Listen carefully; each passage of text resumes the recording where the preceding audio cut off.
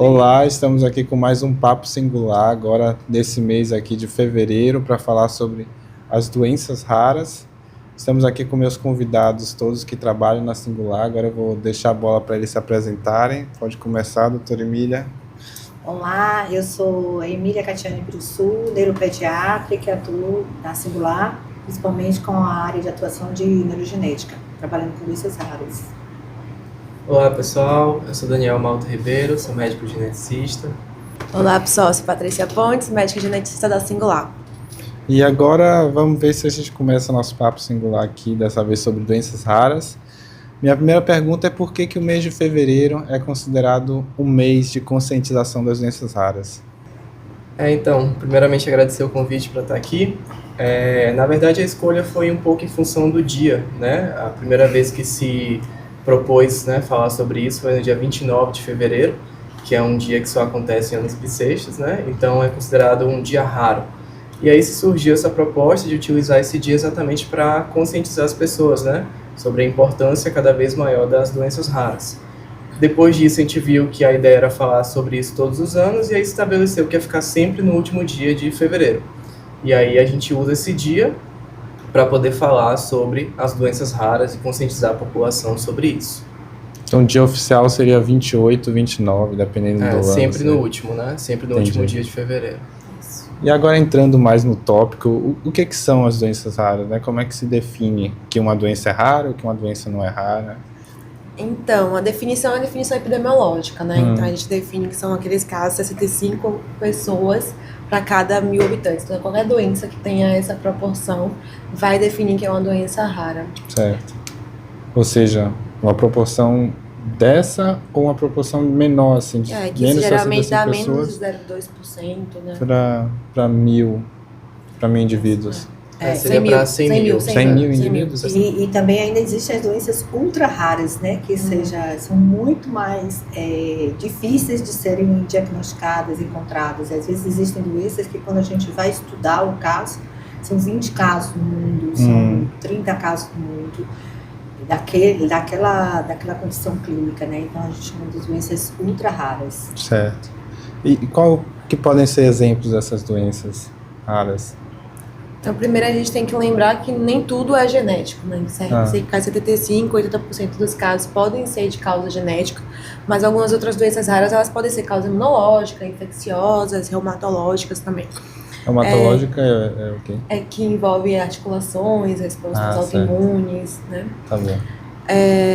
E das genéticas, assim, umas que a gente pode falar, por exemplo, fenilcetonúria, uma doença inata do metabolismo, por exemplo, mas que a gente consegue detectar com o teste do pezinho, fazendo a dosagem de um aminoácido chamado fenilalanina. Uma outra doença que é genética, mas já que não é rara, que é comum na nossa cidade aqui em Salvador, né, na Bahia, é, por exemplo, anemia falciforme. É uma doença genética, mas como tem uma incidência, uma prevalência muito grande, já não se encaixa como uma doença rara. Existe isso de uma doença não ser rara aqui, mas ser rara, por exemplo, em outro país? Sim. Isso depende também? Depende da região também que você está. Isso. Assim, existem as doenças raras e entre as raras a gente pode dizer que existem alguns que são mais comuns, né? Certo. E algumas às vezes são mais comuns em determinadas regiões. Anemia falciforme seria uma dessas? Anemia falciforme aqui na Bahia, uma outra que é uma doença rara e termina sendo prevalente aqui na Bahia é a mucopolissacaridose tipo 6, lá na cidade de Monte Santo. Isso depende, isso a gente às vezes associa à questão do que chama de efeito fundador. Né? Qual é o nome da cidade? Monte Santo. Monte Santo.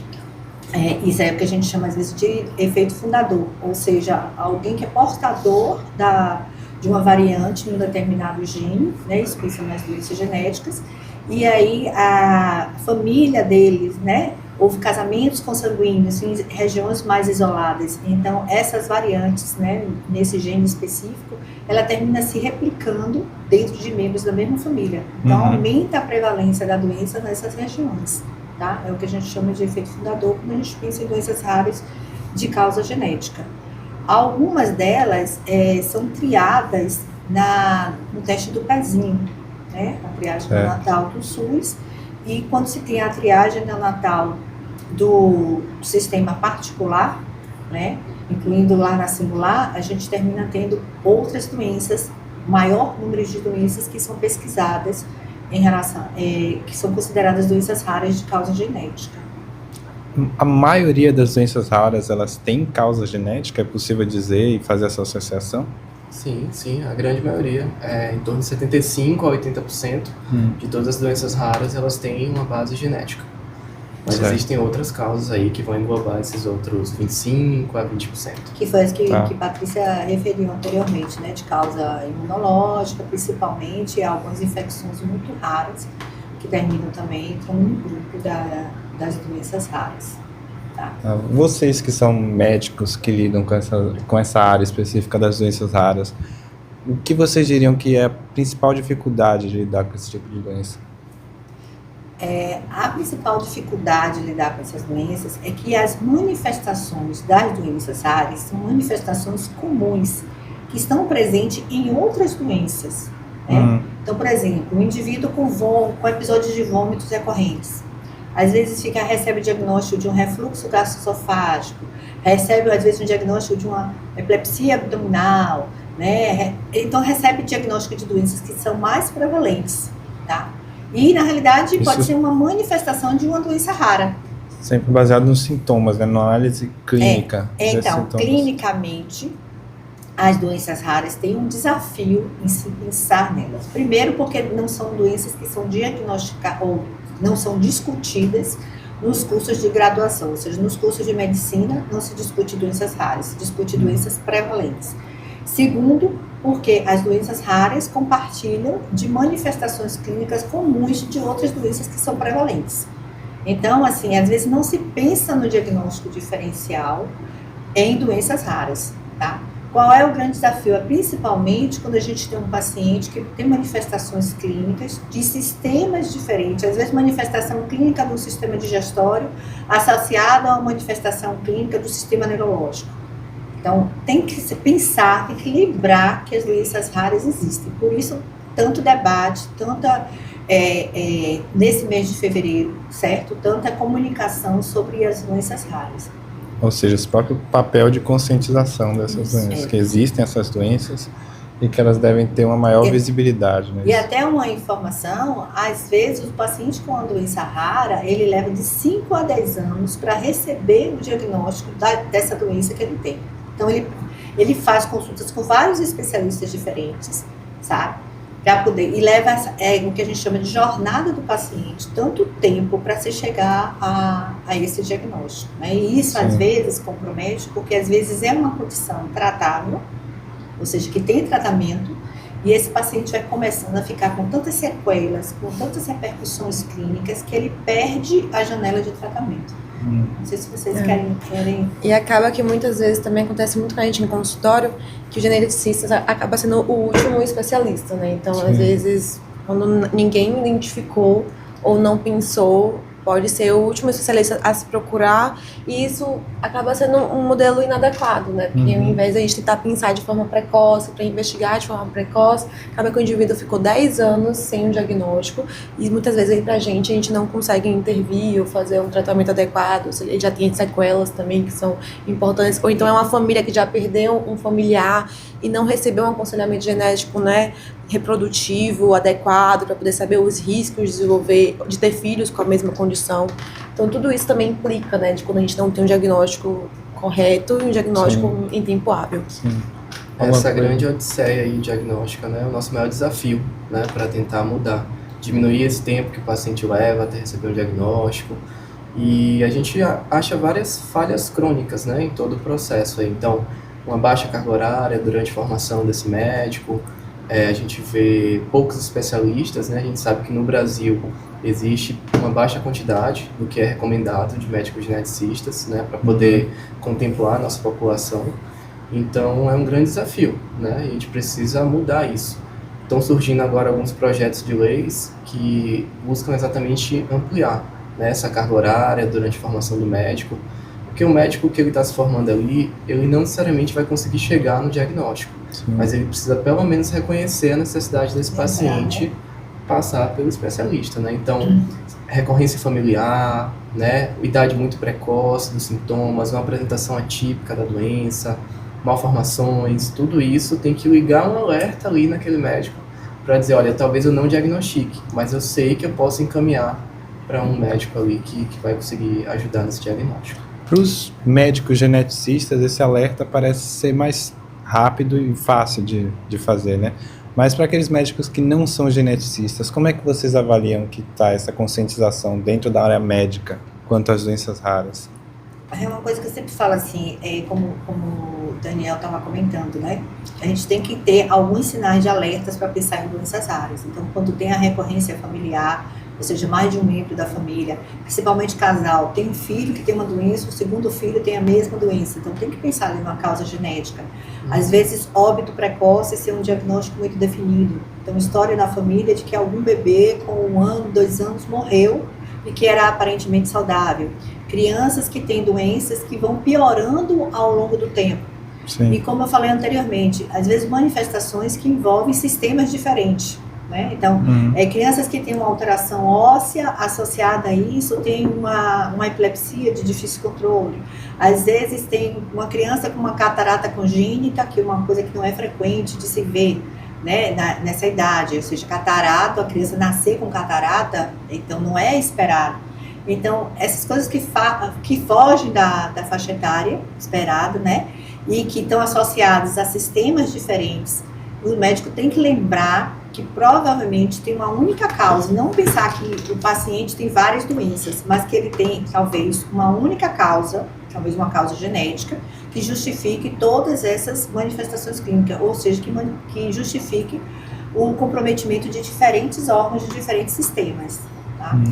Algumas estratégias têm sido feitas também para poder tentar, né, ensinar ou aproximar esses profissionais também a pensar em doenças raras.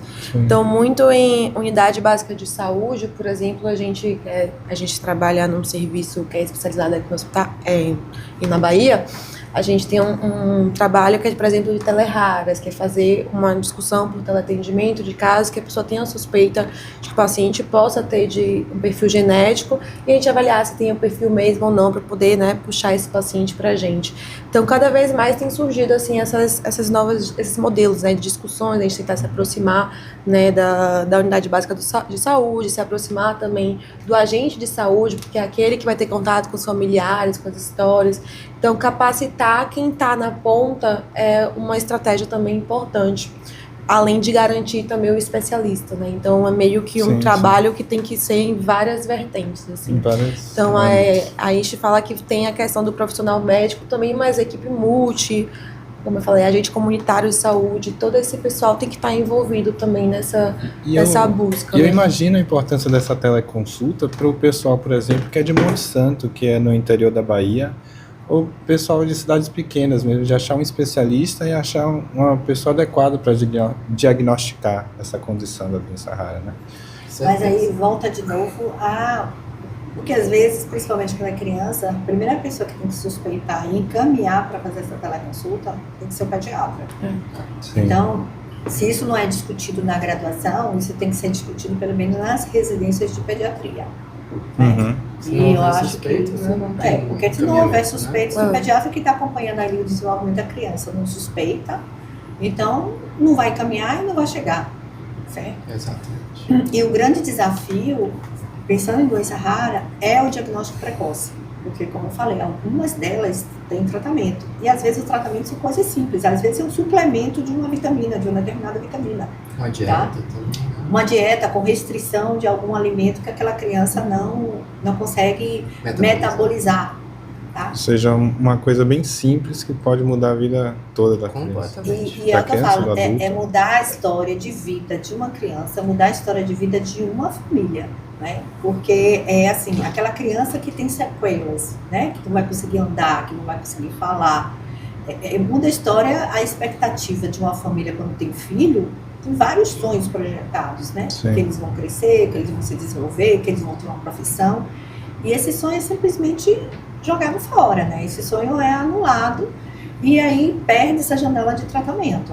Então, por isso também, essa campanha, inclusive do próprio Ministério da Saúde, de ampliar a triagem neonatal.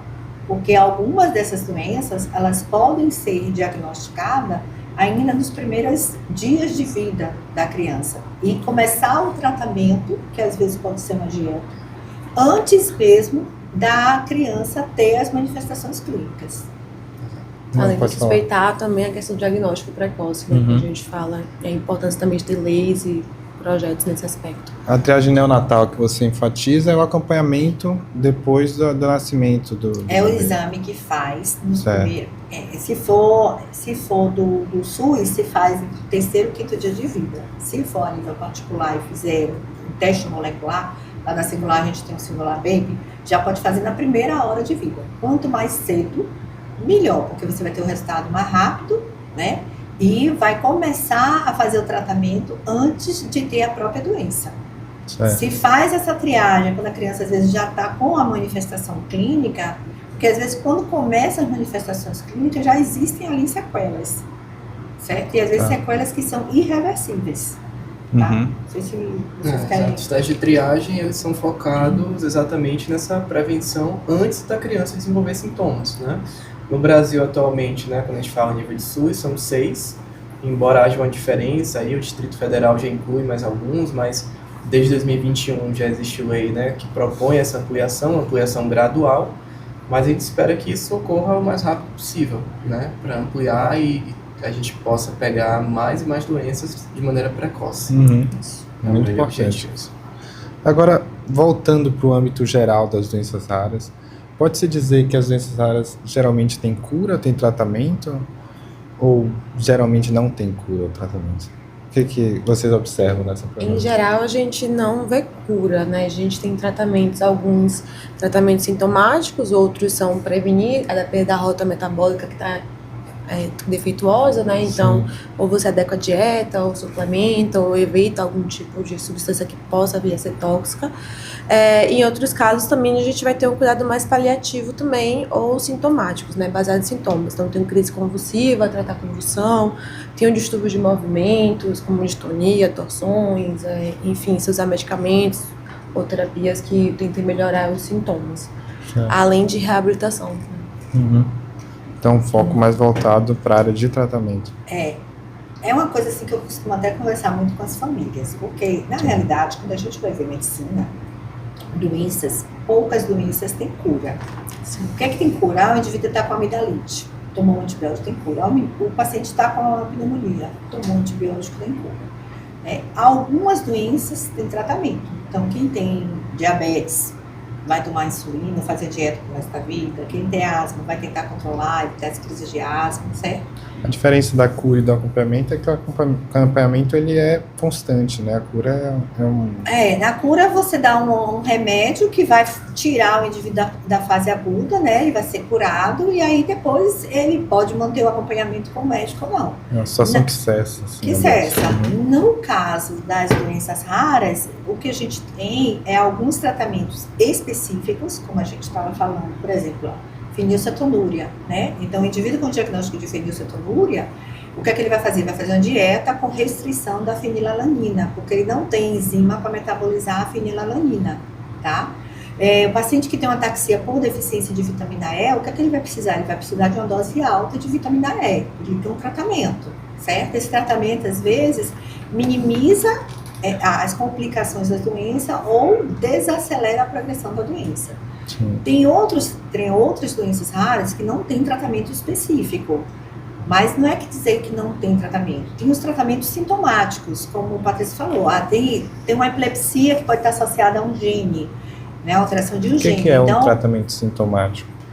A gente vai tratar os sintomas. Certo. Então, por exemplo, uma encefalopatia epiléptica do desenvolvimento associada a um determinado gene, a gente vai entender o mecanismo de ação daquele gene e vai escolher um anticonvulsivante mais adequado para controlar as crises. Então, crise epiléptica é uma manifestação clínica. Quando a gente fala de tratamento sintomático, a gente está melhorando um sintoma. Então, está controlando a crise, mas não está tratando a doença em si. E, além disso, a gente não... Você dar um diagnóstico de doença rara é o primeiro passo, porque tem todo um processo que é acolher o paciente, acolher aquela família. informar aquela família do risco de recorrência. Olha, se tiver outro filho, pode ter a doença, não pode. O que é que pode fazer para não ter um filho com a mesma doença? Então, isso é muito o papel do médico geneticista, que é o aconselhamento genético, aconselhamento familiar. Então, existem coisas a serem feitas, sim. Não o que a gente fala cura, mas existe o tratamento, existe o acompanhamento, existe o acolhimento para ser feito desse paciente, dessa família. Não sei se o Daniel quer... Faz um grande impacto, né, na qualidade de vida desse paciente. A gente vê, por exemplo, o mucopolisacaridose, né, que a gente comentou aqui hoje, por exemplo. A gente tem a terapia de reposição enzimática. E isso melhora muito a qualidade de vida desse paciente. Ele faz menos infecção, melhora a questão de roncos, de broncopatias, melhora muito a qualidade de vida desse paciente. Consequentemente, ele adoece menos, melhora o contexto todo familiar, né? Tem um impacto aí social, econômico, né? Uma série de questões que vale a pena a gente pontuar. E não só a qualidade de vida, né? Em mucopolisacaridose mudou também o tempo de vida, né? Eram crianças que faleciam muito precoces, porque eles acabam acumulando substâncias, né? Então aumenta às vezes fígado, né? Os ossos, tem uma formação, coração. E aí, com a terapia de reposição, vai evitando, diminuindo esses depósitos. Então, a criança consegue, né, chegar à fase adulta, óbvio que com certas limitações, mas muda completamente o cenário quando a gente já tem um tratamento, né, que propõe diminuir, retardar, né, a progressão da doença. É um salto de qualidade de tempo de vida com o tratamento. Sim. A gente vê vários exemplos, assim, né? A neurofibromatose é um grande exemplo também. A gente vê a acondroplasia, o ganho, né, que esses pacientes têm de crescimento. Isso melhora tudo na vida dele, né? Ele vai ser mais funcional, ele vai ser mais independente. Faz muita diferença o diagnóstico precoce e o tratamento desses pacientes. Imagino.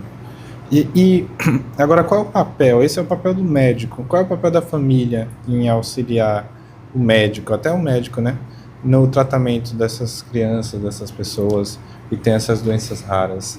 A doutora Emília falou do auxílio do médico de ter um segundo filho que não tem essa doença. Como é que esse médico auxilia nesse caso, para o segundo filho não ter essa doença?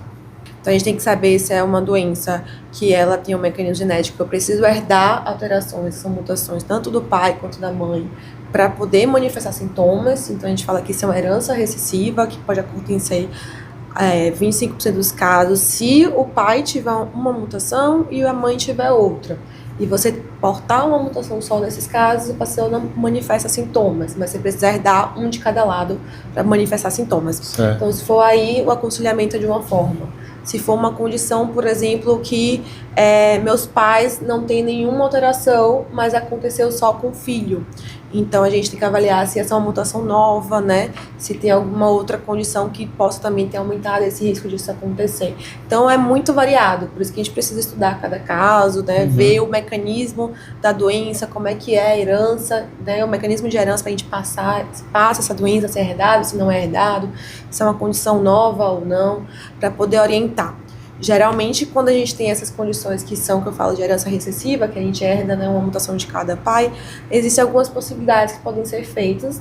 Ainda não é realidade no sistema público de saúde, mas, por exemplo, uma vez que você identificou qual é a variante, qual é a mutação, você faz essa pesquisa por fertilização in vitro. Então, você faz a inseminação, né, que é artificial entre formando o zigoto, né, que é a união do óvulo com o espermatozoide. E depois que você forma esse zigoto, você estuda o embrião, né, e avalia se ele tem as mutações e se ele vai ter, né, a doença. E aí você faz a seleção com base nisso. Então isso serve para doenças, tanto esse padrão que a gente fala recessivo, ou então uma herança mitocondrial, ou então uma herança que é ligada ao X, que herdou, né, do cromossomo X da mãe quando é menino, enfim. Então tudo isso a gente tem que levar em consideração, então varia muito. Por isso que é sempre importante, né, o diagnóstico vai além, né, da questão de acompanhamento, também vai essa questão de orientação familiar e também possibilitar se investigar os outros familiares, que vai além do pai e a mãe. Então, os primos, os tios, pesquisar pessoas que estejam em risco, às vezes primos, outros tios que possam ter doença, e também isso facilita também poder fazer o diagnóstico mais precoce. Então, às vezes tem um evento que a criança faleceu, mas você consegue saber do diagnóstico daquela criança você já muda completamente a conduta e a intervenção dos outros familiares. Você muda a história dos outros familiares. Porque é importante observar não só quem tem a doença, mas o risco das pessoas que podem ter essa doença. Isso, né? o risco familiar. Olhar a árvore genealógica como um todo para ver a situação da família, né? Isso, a gente olha a família como um todo. E aí tem uma condição que mudou muito, né? Que é a... Ai, Emília, agora que me deu branco. Doutora Emília, você conseguiu adrenoleucodistrofia ligada ao X. Eu pensei nessa. Que é uma condição que geralmente os meninos eles podem manifestar os sintomas, né? E é uma doença que ela tem 3 principais manifestações, né? Então, uma delas você pode fazer a forma cerebral, que você vai tendo a neurodegeneração do cérebro e a criança vai perdendo as habilidades com o tempo. E aí você precisa ter um diagnóstico num tempo adequado para você fazer a terapia de transplante de medula óssea. E isso muda completamente a evolução da criança e qualidade de vida da criança. A criança não regride, né? Mas isso vai impedir de ter outros sintomas? Não. Por exemplo, se ele tiver problema de Addison, né? Que é o problema de insuficiência adrenal, deficiência de cortisol e tudo. Nesses casos, adrenal, eles podem fazer também. Adrenal é o quê? É a glândula que fica em cima do rim. Eu pensei que era alguma coisa com rim. E tem os casos também que a pessoa pode fazer a formação medular. Então, o transplante de medula óssea muda a questão do cérebro, mas a forma medular e da adrenal não, né? Mas, por exemplo, a mãe, ela pode fazer a forma medular, por exemplo, ao longo dos anos, quanto mais velha, mesmo não desenvolvendo outros sintomas. Então, isso vai mudar completamente.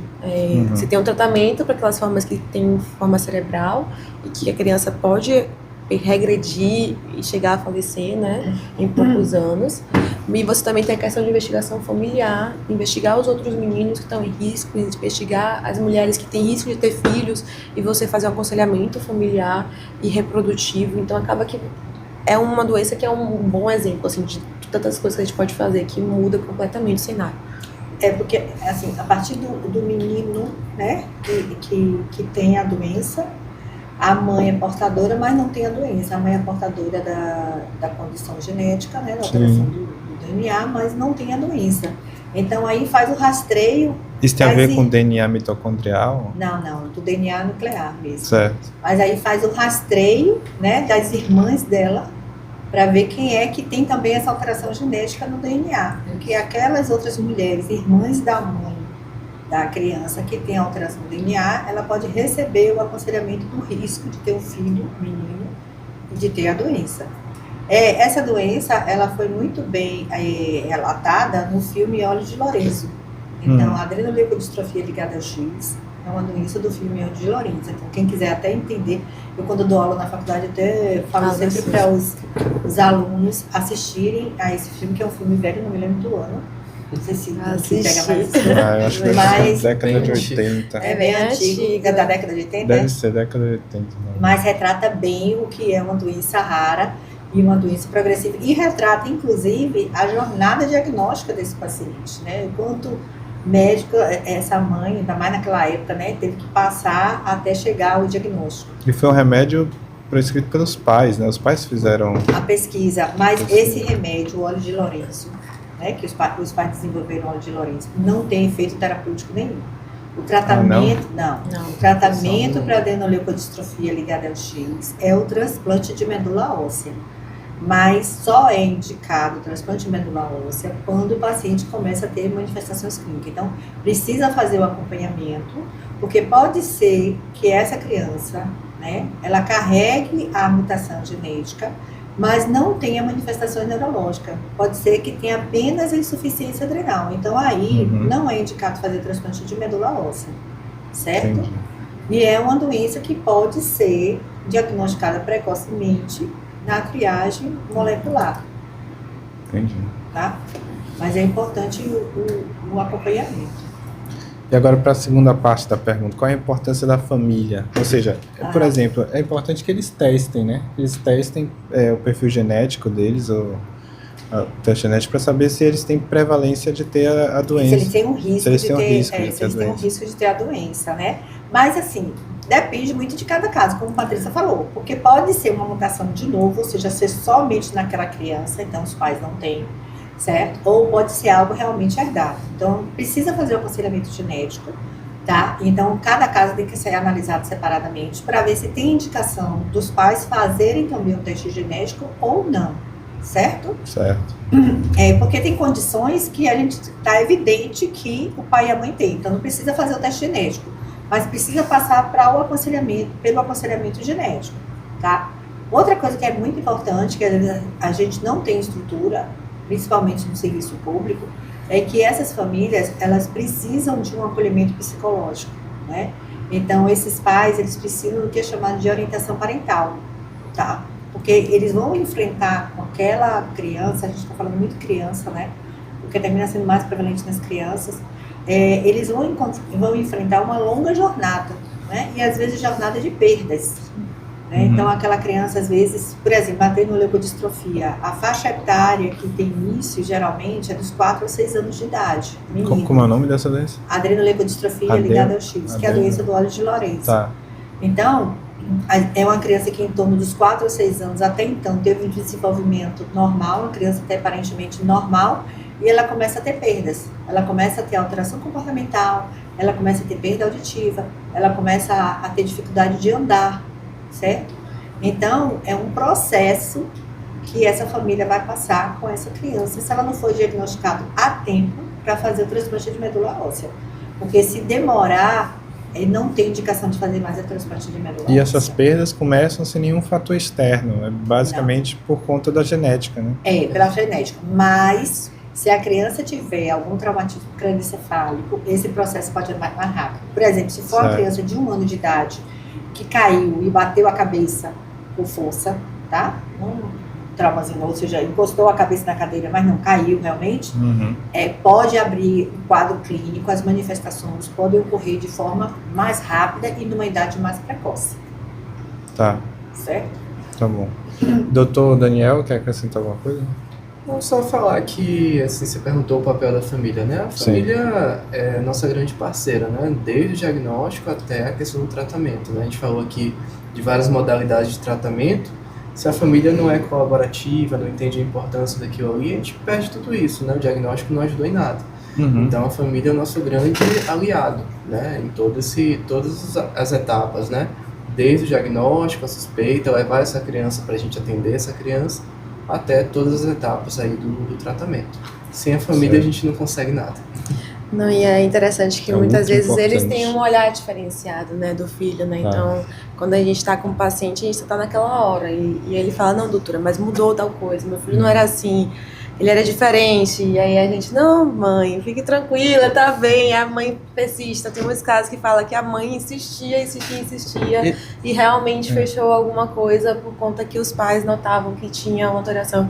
Então, assim, também ficar atento também aos casos de quando os pais, né, tem essa percepção de que um filho é diferente do outro, que tem um certo atraso, né? Óbvio que a gente não vai supervalorizar tudo, mas ficar atento a essas situações, porque também geralmente é quem vai ter esse olhar mais eles diferencial. Conhecem mais os filhos, né? Eles sabem do que os filhos fizeram. Isso que a Patrícia falou realmente tipo assim, a família tem um filho e a gente tem que prestar atenção. Esse sentimento, essa percepção. E assim, como eu estava falando, né, o grande desafio para o diagnóstico de doença rara é porque as manifestações são comuns a outras doenças. Então, é muito frequente, por exemplo, a gente pega lá no ambulatório, né, e eu pego também no consultório, às vezes pacientes que foram diagnosticados com autismo, que é algo frequente, né, porque tem uma alteração de comportamento, porque está irritado. Aí depois começa com crise convulsiva, então fica com aquele autismo como se fosse um autismo grave, um autismo sindrômico. E, às vezes, por trás daquele autismo, aquele diagnóstico de autismo, é uma doença rara. Recentemente mesmo, eu peguei uma criança que chegou para mim com 10 anos de idade. É uma criança que recebeu o diagnóstico de autismo aos 3 anos de idade. E a mãe disse que estava com esse diagnóstico de autismo e quando chegou aos 5 anos de idade, ela ficou assim, não aceitava.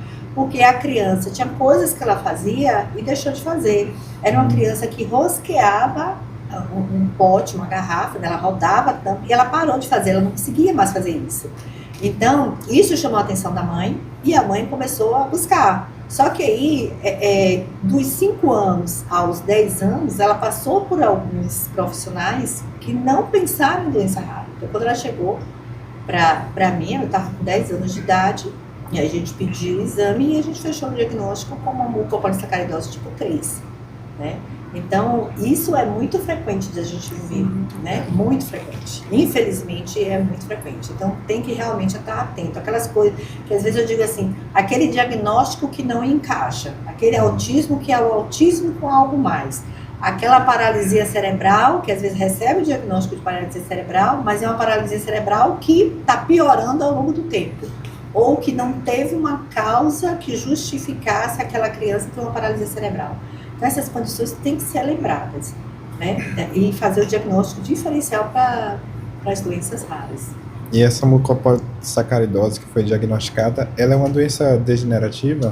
É uma doença degenerativa e essa tipo 3 ainda não tem tratamento específico, né? Não tem terapia de reposição enzimática. Tem outros tipos de mucopolissacaridose, MPS, que a gente chama, né? MPS, que é mais simples.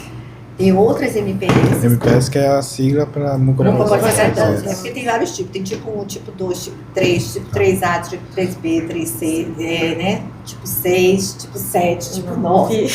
Então, a gente fala MPS que fica mais fácil de falar. Sim. Então, para a maioria delas, tem tratamento. Mas, para algumas delas, não tem tratamento específico. E o tratamento é a terapia de reposição enzimática. Ou seja, a enzima que está deficiente naquele indivíduo, ela é produzida sinteticamente, né, pela indústria farmacêutica, e aí ela é infundida, colocada na corrente sanguínea, e aí ela faz o metabolismo da enzima que está faltando. Certo. Agora, puxando para o outro lado, tem famílias que resistem ao diagnóstico, tem famílias que não querem receber diagnóstico, que não querem saber que o filho tem essa doença, que de alguma forma não querem aceitar esse diagnóstico do médico.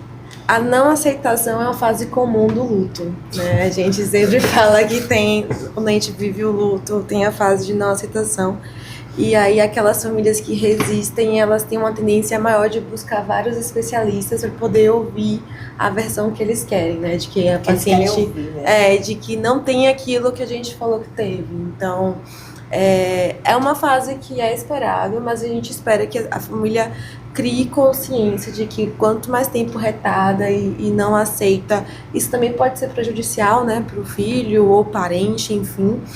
É óbvio que é importante a gente ter segundas e terceiras opiniões, isso todo mundo tem direito, mas viver muito tempo nesse luto de não aceitar acaba que prejudica muito o nosso ente, né, nosso familiar. Mas é super comum também. E prejudica principalmente o paciente, né? Muito. Quanto mais atrasar o tratamento, né, pior é para aquele paciente. A gente tem de todas as possibilidades, né? Cada pessoa vai reagir da forma que, né, lhe cabe. Então a gente tem aquele caso que não se contenta, que tem aquele filho, meu filho tem alguma coisa, tem aquelas situações que uma vez tem o diagnóstico, a gente não tem o que fazer, aí os familiares vão buscando de todas as formas possíveis para encontrar estudos e às vezes vão além, né, do que às vezes a gente consegue se atualizar, e eles sabem muito mais do que a gente. Tem os casos que entram em negação, então por isso a importância desse apoio psicológico, porque cada familiar vai reagir de uma forma e precisa ter esse apoio, porque não é fácil, né? É desafiador, ninguém espera, porque uma vez que a gente tem um filho, ou um familiar, a gente tem toda uma idealização, né, de uma perfeição, e quando isso se quebra, é importante muito a gente tentar lembrar também que, além do paciente, a gente tem um familiar que precisa ser acolhido, né, um familiar que precisa ter um acompanhamento psicológico e estar atento a isso também. Uhum. Como a Patrícia falou, tem a negação. Agora, às vezes, tem aquela família que já está numa jornada tão longa que ela tem uma aceitação, Saber que a gente tem uma resposta, tem um nome para aquilo que ela está vendo acontecer com o filho, né? Ou seja, aquela criança está perdendo, está regredindo, e aí recebe um nome. Aí a segunda parte é justamente buscar as terapias. E aí, infelizmente, né, é importante a gente dizer assim, olha, a família termina sendo parceiro do médico nessa parte, porque, como a Patrícia falou, doenças raras são milhares. Então, dizer que um médico vai estar atualizado em milhares de doenças ao mesmo tempo é difícil. Então, a família traz. Agora, é importante ela trazer a informação e a gente discutir com o médico, né? Porque, às vezes, também, existem pessoas que são muito oportunistas. E aí ficam prometendo milagres, né? Coisas mirabolantes, prometendo a cura. E que essas famílias, às vezes, num desespero, gastam quantidade enorme de dinheiro. Às vezes vai para o exterior para usar o filho como cobaia. Essa, inclusive, seria a minha próxima pergunta. Então faça só a próxima pergunta. Não, é justamente nesse sentido. Antecipa. Você já disparar aqui alguns temas. Mas é nesse sentido do tipo que existem tratamentos, novidades de tratamentos que são experimentais. Teve até um filme na Netflix que eu vi que a família para a Índia, por causa do paciente. Quer dizer, o quanto legítimo é esse tipo de tratamento quando você pensa que a doença ela é rara, que ela não tem cura? Com quão bons olhos vocês, médicos, veem esse tipo de tratamento? É um outro desafio, né? Assim, a gente sabe que existe o interesse, né, da indústria e de várias pessoas envolvidas aí para desenvolver terapias.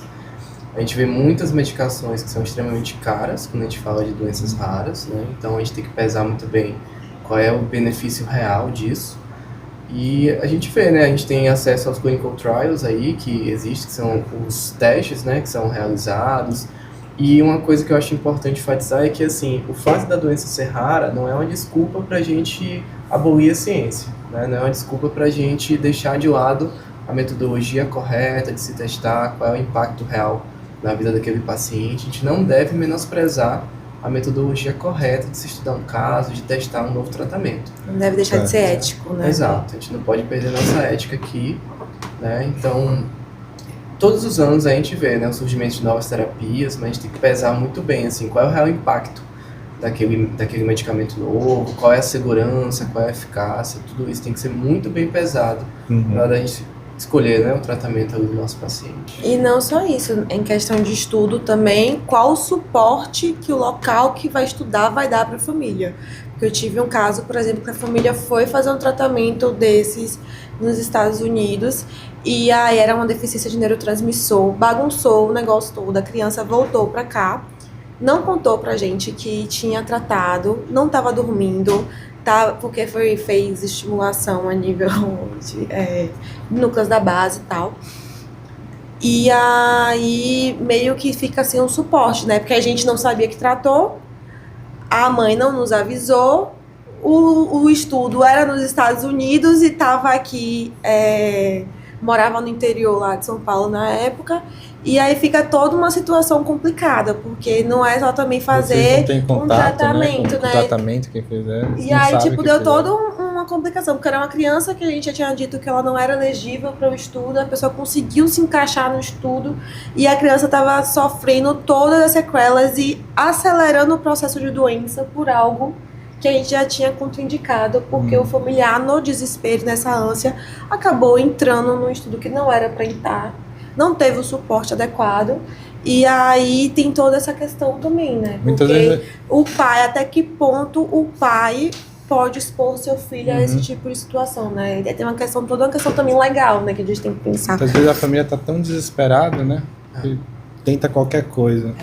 Infelizmente, né, acontece isso, as pessoas que são oportunistas. Mas é por isso que eu falo, as famílias, elas conseguem se atualizar, então tem que trazer essas informações, o que elas estão vendo de artigo, de mídia, tem que trazer e discutir junto ao médico.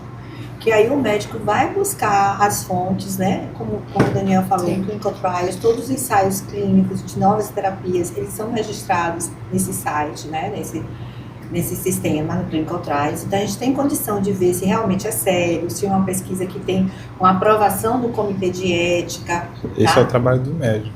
Junto com a família. Com a família, e né? não fazer essa coisa assim, no desespero. A gente entende, né, que tem doenças que vai progredir, mas, assim, tem que conversar com o médico, porque senão, em vez, como a Patrícia trouxe esse exemplo, em vez da criança melhorar, pode, inclusive, piorar e acelerar o próprio processo, tanto início do paciente. Agora eu fui avisado aqui que nosso tempo está acabando. Então, assim, sem mais delongas, vamos para considerações finais. Eu gostaria de saber, junto com essas considerações de cada um, o que a Singular faz, né, com relação a essas doenças? Qual é o papel da Singular? Como vocês atuam na Singular junto para trabalhar contra essas doenças, né, no diagnóstico e no tratamento dessas doenças? Começando por quem quiser começar. Doutora Emília.